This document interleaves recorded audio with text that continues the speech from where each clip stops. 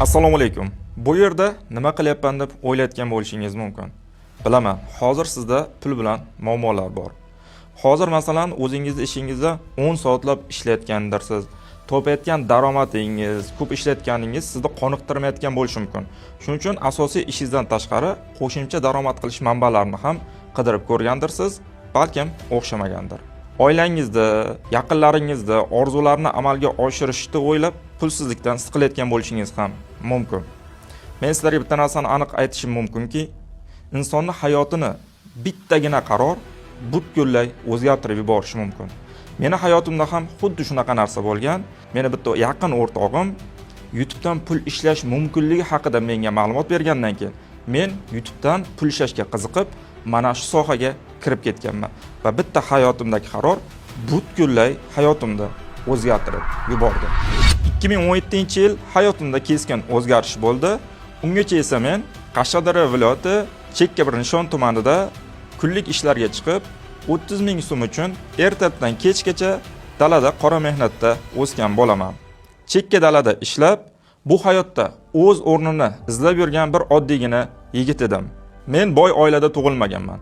Dadam Rossiyada oddiy ishchi, onam esa shifoxonada hamshira bo'lib ishlashgan. 2014-yilgacha yigit kishi qilishi mumkin bo'lgan barcha ishda ishlab chiqqanman. Masalan, kunlik ishlarga chiqish deysizmi, qurilishda ishlash deysizmi, avtoservisda ham ishlaganman. 2014-yil hayotim o'zgarib, kontrakt asosida o'qishga qabul qilindim. Kontrakt pulimizni to'lash uchun o'sha paytlari pulimiz yo'q edi. Shuning uchun ota-onam o'zimiz tumanimizdagi markazdagi uyimizni sotib, qisman pulini kontraktga to'lab, qisman ortib qolgan pulni o'sha tumanning chekkaroq joydan yer olib, u yerda dadam ikkovimiz 2 xonalik uy ko'targanmiz. Instaki o'qish davri meni hayotimni o'zgartiradi deb o'ylaganman. Lekin hammasi xom xayol bo'lib chiqdi. Bildimki, diplom bilan ish bitmas ekan. O'qish yakuniga kelib, menda bir qancha savollar paydo bo'lishni boshladi. Qachongacha bunaqa davom ettiraman? Qachon bu hayotda o'z o'rnimni topaman? Qachon katta pullar ishlayman? Qachon mashina olaman? Qachon uy olaman? Qachon ota-onamning orzusini amalga oshiraman? Shunda hayotimni butkul o'zgartirish kerakligini tushunib yetdim va ko'proq pul ishlash mumkin bo'lgan sohalarni qidirishni boshladim. Tepada aytib o'tganimdek, o'rtog'imning maslahati bilan YouTube'da ish faoliyatini tavakkal qilib boshlab yubordim. Ochig'ini aytaman, boshida qiyin bo'ldi. Sababi bu sohani o'rgatadigan, yo'l yo'rini ko'rsatadigan bitta ustoz topa olmadim. Boshida 1 yil juda ham qiyin o'tdi. 1 yil umuman YouTube'dan 1 tiyin ham pul topmadim. Bu soha meniki emas ekan degan fikrlar ham keldi. Lekin ishlashda davom ettirdim. 2018-yil va nihoyat YouTube'dan birinchi pulimni topishni boshladim. Ya'ni tashqi reklama orqali pul kelishni boshladi. Va undan keyin 2019-yil birinchi marta YouTube kanalimda monetizatsiya bo'lib, bu orqali prosmotrdan pul ishlashni boshladim. Va 3-4 oylik pulimni yig'ib, birinchi marta o'zimga Spark avtomobilini sotib oldim. Juda ham xursand bo'lganman o'shanda, to'g'risini aytsam, hammaga nasib qilsin. 2019-yil ishlarimiz juda ham rivojlanib ketdi va 2020-yilga kelib turib, men qisqa metrajli kinolar ham ishlashni boshladim. Tasavvur qilyapsizmi? Oddiy dalaning ichidan chiqqan bola kinolar ishlayapti va bizning kinolarimizdan televideniya va san'atkorlar foydalanishni boshladi. Va meni kinolarim million prosmotr bo'ldi. Hammasi zo'r ketayotdi, lekin 2022-yil Rossiya va Ukraina urushi boshlandi va YouTube kompaniyasi Rossiyada monetizatsiyani cheklab qo'ydi. Bu orqali o'zbek tilida biz qilayotgan videolarimizga pul berishi kamayib ketdi va yana qiyinchilik boshlandi. Va mana shu paytgacha sotib olgan kompyuterlarim, mikrofonlarim, softboxlarim, hamma narsani sotishni boshladim. Chunki kun kechirish kerak. Oilali bo'lganman, farzandli bo'lganman va o'sha davrda juda ham qiyinchilikka uchraganman. 4-5 oy nima qilishni bilmay yurganman. Lekin qarasam, boshqa joyda butun dunyo bo'yicha odamlar pul topishyapti YouTube orqali va qiziqdim. Ular qanday qilib pul ishlashyapti? Va izlanishlarimdan keyin tushunib yetdimki, ular Amerika YouTube orqali pul ishlashayotgan ekan.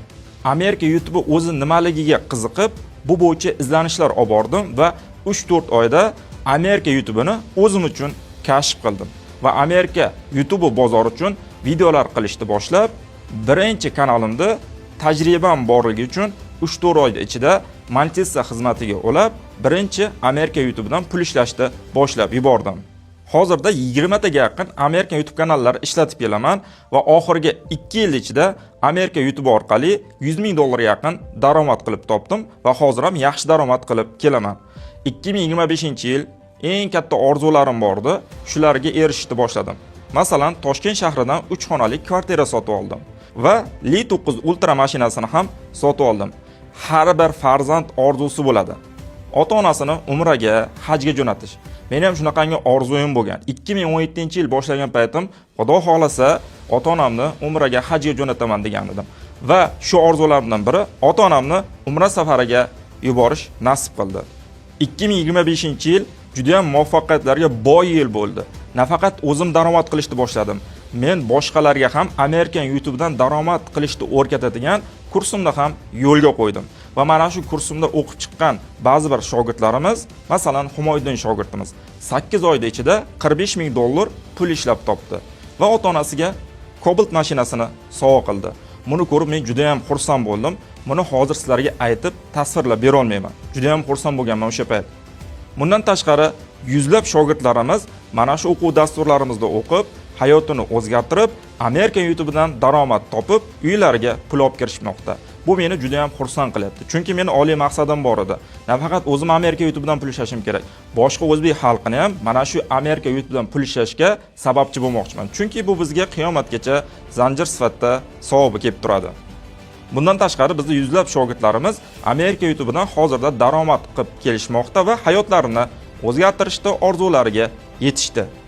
Aslida har biringiz menga o'xshab bu hayotda qiyinchilikni boshingizdan kechirayotgan bo'lishingiz mumkin.